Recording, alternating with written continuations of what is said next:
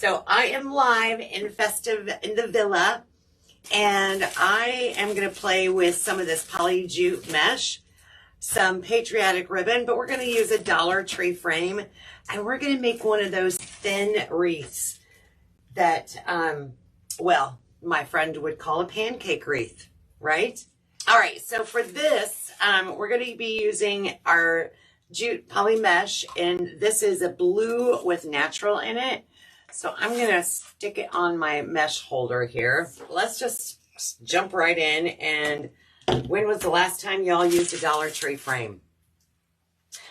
I wanted to use all blue pipe cleaners for this, but I didn't have 12 of them, so I'm going to ad lib. I figured the red is not going to, stick out too bad. So what I'm going to do is, and I'm going to take my pipe cleaner and go between the first and the second, right there where that crossbar is, and I'm going to give that a couple of twists, and we're going to put 6 all the way around the top.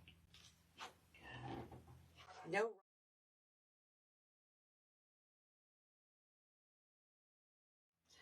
All right, so we will put 6 around the top and 6 around the bottom.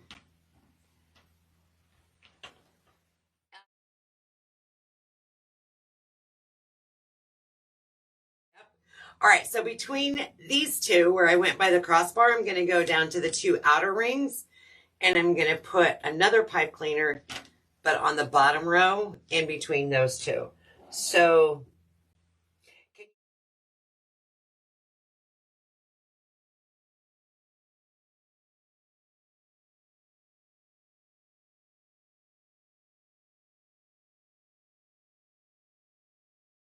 and again, I didn't have enough of the blue pipe cleaner, so I just integrated some of those red in there, and we should have a total of 12.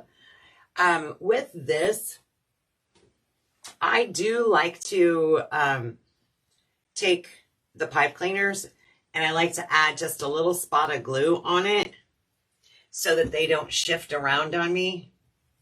So I'm just going to put a little dab of glue right next to each one, and that helps my mesh when I get ready to add my mesh. It keeps it from sliding and shifting, because then my pipe cleaners don't slide and shift. All right, I'm going to set this off to the side while that glue is setting up, and we're going to cut. For this wreath, we're going to use 20-inch strips of mesh, and I like to use the poly jute mesh for this method, and this is going to be one of those thin wreaths, like a pancake wreath, right? So 20-inch cuts, and we're going to need 12 of them. And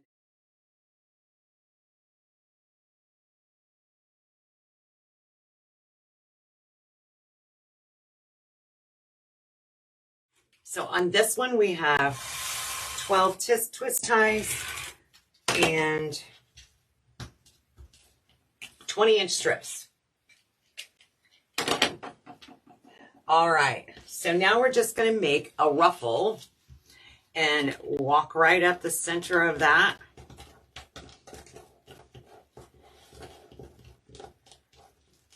Make our little ruffle, and we're going to start on the outside of our row. So we're going to do the outside twist ties first. We're going to place that directly on there and get it as close to the wire frame as possible, and then give our pipe cleaners a couple of good twists.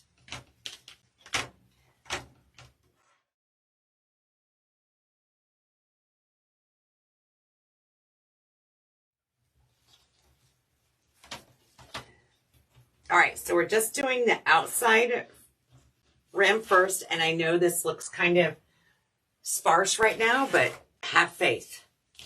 Have a little faith in me.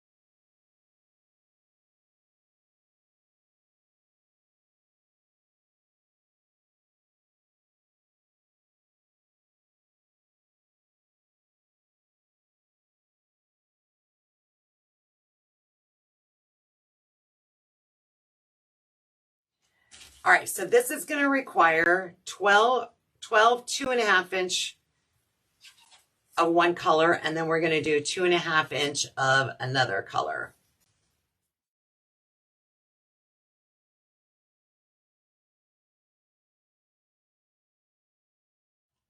All right, so we're going to do one more. All right, so we're going to do a second 2.5 inch ribbon. Again, 12 strips are all we need. 1, 2, 3, 4, 5, 6, 7, 8, 9, 10, 11, and 12. I saw this technique done, and I really liked the idea that, if you'll notice, we stopped with the first row. That's because we're going to add the tails before we add the top layer of mesh. And that will help us eliminate the need to move the mesh around as much.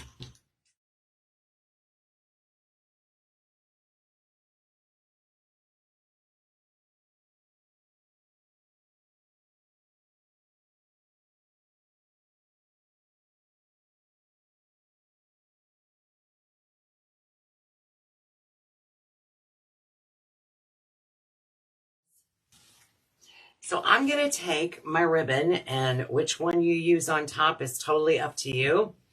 I'm going to fold those in half, find my center point, pinch it in the center, and kind of make a V shape out of that. And now I'm going to go back to our wreath and add that as close to the mesh as possible, and then give this several good twists. Then I can fan out my ribbon. And of course, you can fan it out however you want. And then our little twist tie right here, I'm going to pinch that, I'm going to cut that off, and I'm actually going to tuck that back underneath the ribbon.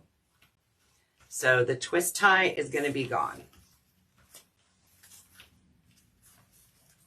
And we're going to repeat that all the way around our wreath, around the bottom of it.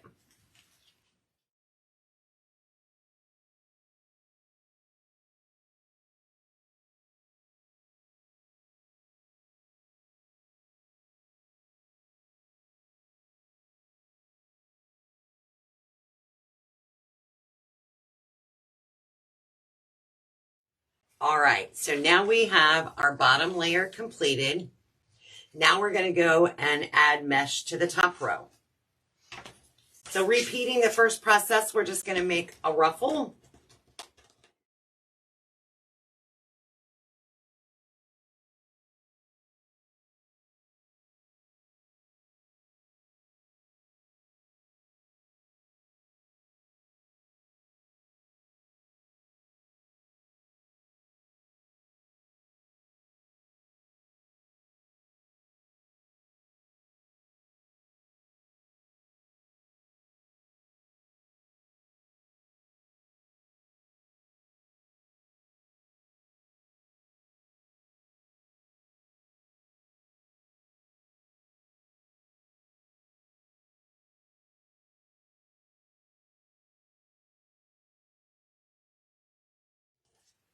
Okay, now that it looked a little thin prior to adding the top layer, but do you see how now the transparency is gone, right? So you can't see through all of this. So we're going to add those ribbon tails to the top. Go back and repeat that process. And add them to the top.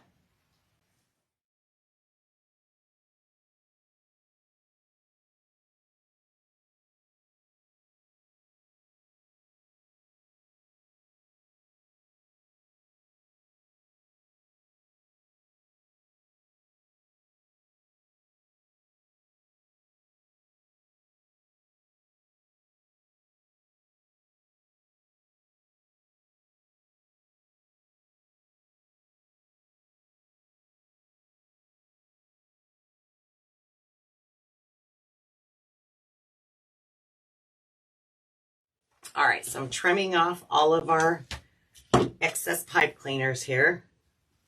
Just did them all at once. Now I brought out a patriotic sign. All right, so we're going to use the USA, and I'm going to add some backing to it. So we're going to turn that over, and I'm going to take my trusty staple gun and some more pipe cleaners.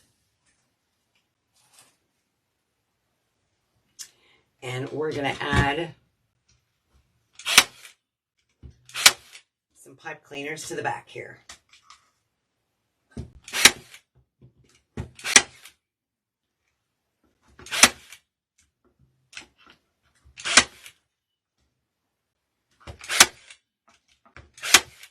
And of course, I always go over my pipe cleaners with a little bit of glue for an extra layer of protection.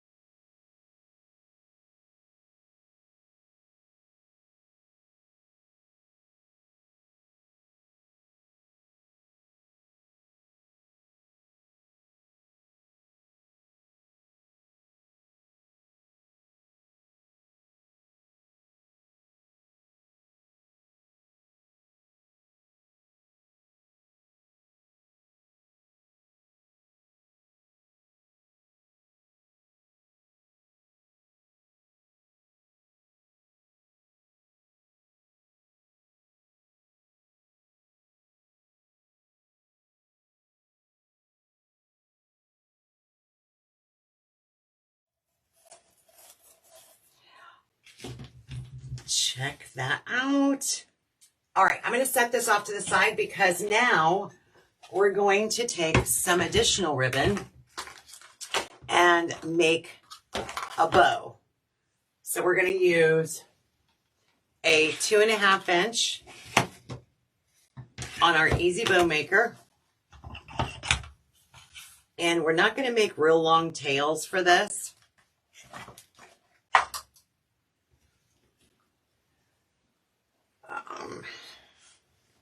Maybe about an 8-inch tail.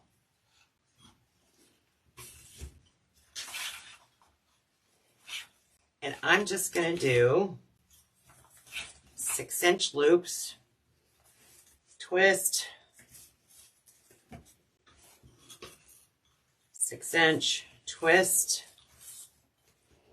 and I'm going to do one more, and 6-inch. So this is going to have 3 loops on the bottom.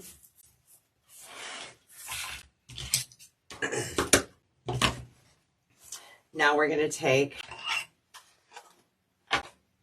some of our other ribbon and we're going to add to this.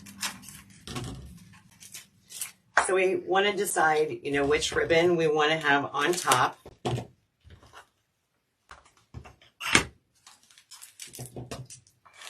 And I'm going to choose to have the flag on top.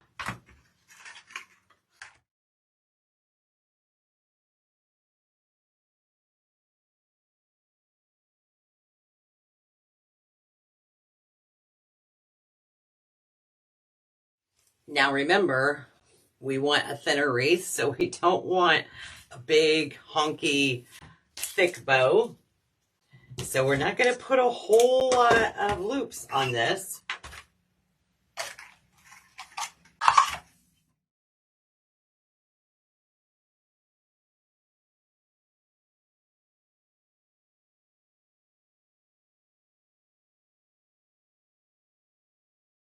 All right, and then one final one. So obviously making this bow, we have plenty of ribbon left over for other bows.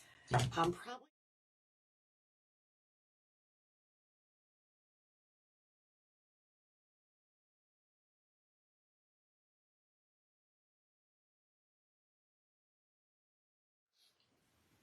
Now, because I want to make sure that this stays kind of thin, I'm going to use a zip tie on this.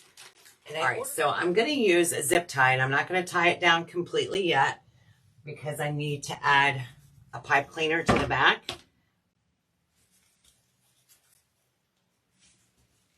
And then I will attach it to my frame using the pipe cleaner. So I'm going to tighten my zip tie. I pulled that around to the back side. I'm going to tighten that up and hope it doesn't snap. Oh, it didn't. Yay. I'm so happy. And give this a couple of twists. And now when I fluff out my ribbon, that zip tie is going to be virtually invisible. So we're going to add our bow right down here at the bottom. And again, our goal here is to keep it thin, not where it's going to get smashed between the two doors. Now the bow will probably be a little wider. So does anybody know how many inches it is between a storm door and your front door, or even a security door, so they all have the same measurements? Believe it or not, it is 3 inches. 3 inches, y'all. So you got to really, really think thin. And this wreath at the sign level is at 3 inches. So we know that this bow is probably going to get flattened out between. And so the best thing that I do is I try to not necessarily give all my loops the big fluff. So I give them more of, I'll pull them off to the side. I make sure that they're layered correctly, so that you can see all the layers. But I try not to give it that big fluff, because then people are like, oh no, it's ruined, they're smashed.